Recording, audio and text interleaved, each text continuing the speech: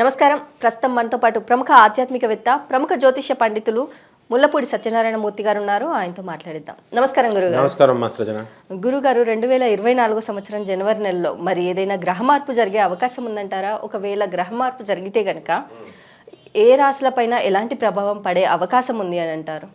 మనకి శుక్రగ్రహము, రవి, బుధ ఈ మూడు గ్రహాల మార్పులు ఈ జనవరి నెలలో జరుగుతున్నాయి. శుక్రుడు వచ్చి 18 జనవరి 2024లో ధనుస్సు రాశి ప్రవేశం చేస్తాడు. అలాగే ఈ రవి వచ్చేసరికి సంక్రాంతికి 15 జనవరి 2024లో మకర సంక్రమణం అంటాం కదా, మకర రాశిలోకి వస్తాడు. అలాగే ఈ బుధుడు 2 జనవరి 2024 సంవత్సరంలో మనకి డైరెక్ట్ అయ్యి మనకి వృశ్చిక రాశిలోకి వస్తాడనమాట. అలాగే ఈ బుధుడు 7 జనవరి 2024లో ధనుస్సు రాశిలోకి వస్తాడు. ఈ మార్పుల వల్ల 12 రాశుల్లో ఖచ్చితంగా మనకి మార్పులు అనేటటువంటివి సంభవిస్తాయి. అందులో మనం ఒక్కొక్క రాశికి ఒక్కొక్క విధంగా ఉంటుందన్నమాట. గురువుగారు, 2024 సంవత్సరం జనవరి నెలలో మరి మకర రాశి వారికి ఎలా ఉండబోతుంది అంటారు? ఈ గ్రహాల మార్పు ప్రభావం ఈ రాశి వారి పైన పడే అవకాశం ఉంది అంటారా? ఖచ్చితంగా ఉంది. ఇప్పుడు మనకి ఈ యొక్క మకర రాశి వాళ్ళకి 2024 సంవత్సరం జనవరి నెలలో మనకి ప్రధానమైనటువంటి గ్రహాలు, చిన్న చిన్న గ్రహాలు, అవి 3 మారుతున్నాయి. మనకి శుక్రుడు 18 జనవరి 2024 సంవత్సరంలో ధనుసు రాశి ప్రవేశం చేస్తున్నాడు. ఆ తర్వాత రవి జనవరి 15 2024 సంవత్సరంలో మకర రాశిలోకి వస్తున్నాడు, మకర సంక్రమణం. బుధుడు 2 జనవరి 2024 సంవత్సరంలో బుధుడు డైరెక్టే వృశ్చిక రాశిలోకి వస్తాడు. అలాగే బుధుడు 7 జనవరి 2024 సంవత్సరంలో ధనుస్సు రాశిలోకి రావడం జరుగుతుంది. కాబట్టి ఈ గ్రహాల మార్పు వల్ల 12 రాశులపైన ప్రభావం ఉంటుంది. అండ్ ఆ రొటీన్ కోర్సులో మనకి ఈ యొక్క మకర రాశి మీద కూడా ప్రభావం ఉంటుంది. అయితే ఆ రాశుల యొక్క మంచి చెడులు అనేటటువంటిది వీటి యొక్క స్థితిగతులను బట్టి ఆధారపడి ఉంటుంది. ముందుగా ఈ మకర రాశి వాళ్ళకి ఏలినాటి శని జరుగుతుంది కదా. ఏలినాటి శని జరగడం వల్ల అన్ని సదుపాయాలు మనం కల్పించినా, అన్ని అవకాశాలు దేవుడు ఇచ్చినా వీళ్ళకి సంతృప్తి అనేటటువంటిది ఉండదు. అలాగే ఏదో విధమైనటువంటి నిరాశ, నిస్పృహ, ఈ విధంగా నీరసంగా మనసు అనేటటువంటిది ఉంటుంది.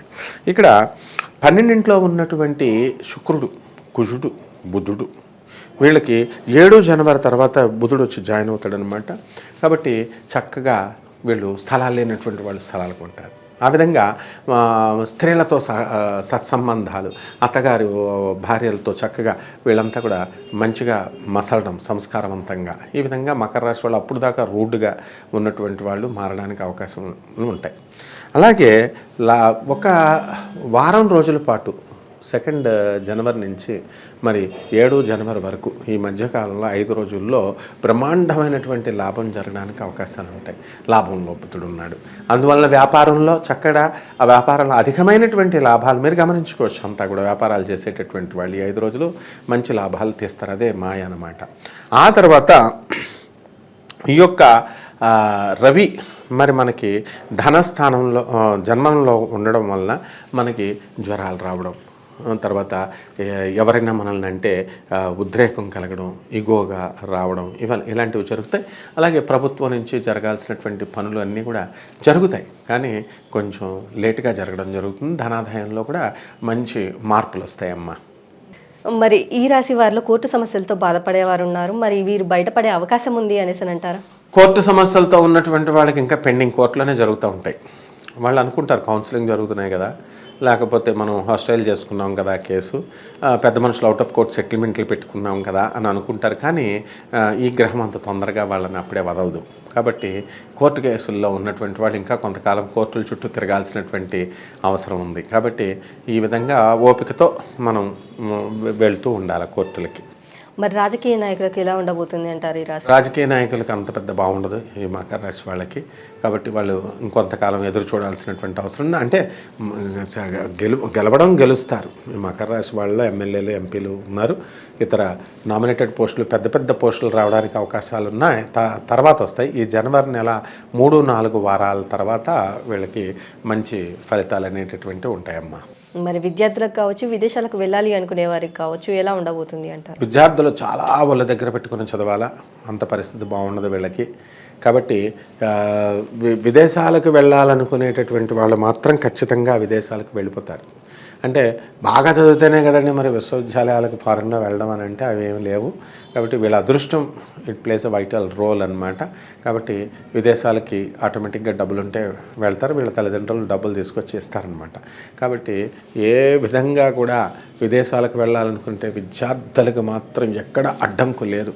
అలాగే సాఫ్ట్వేర్ ఇంజనీర్లు ఉన్నారు, మరి అటువంటి వాళ్ళు విదేశాలకు వెళ్ళి చక్కగా ఈ ఉద్యోగాలు దర్జాగా చేస్తారన్నమాట. మరి అలాగే వివాహం కోసం ప్రయత్నిస్తున్న వారు కావచ్చు, ఇటు సంతానం కోసం ప్రయత్నిస్తున్న వారు కావచ్చు, వీరికి ఈ యోగం ఉంది అంటారా?